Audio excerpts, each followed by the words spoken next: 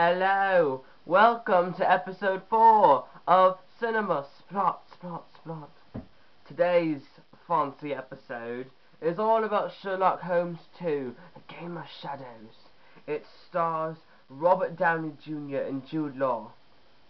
So, I just want to point out,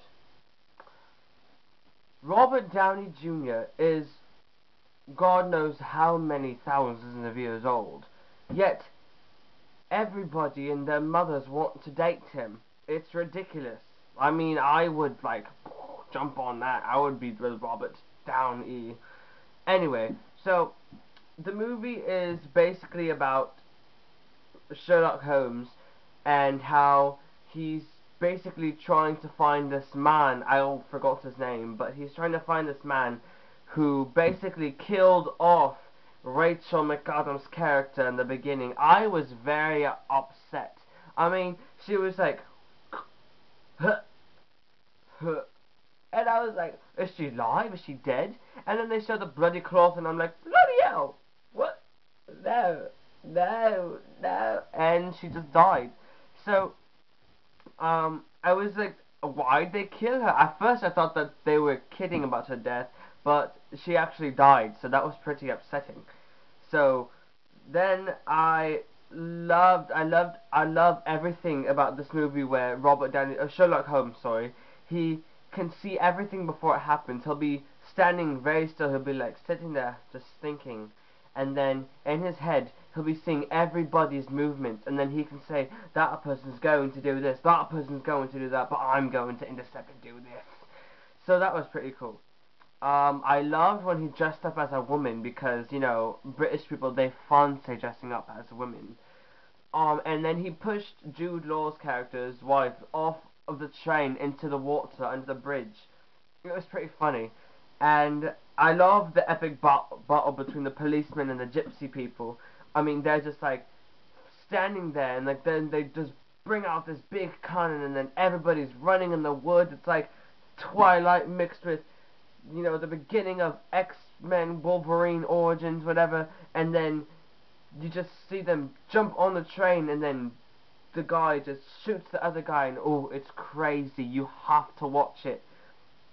I love the camouflage uniforms that Sherlock Holmes put on in this movie. The beginning one is when he's standing in his room, and he just shoots darts at his friend. And then in the last scene of the movie, where everyone is thinking that Sherlock Holmes is dead, he's just sitting in the freaking chair, just listening the whole time. And my mind was blown. It was crazy. And I loved the part where he was fighting the bad guy at the end after they were playing chess. However, I do not understand chess whatsoever. I do not at all.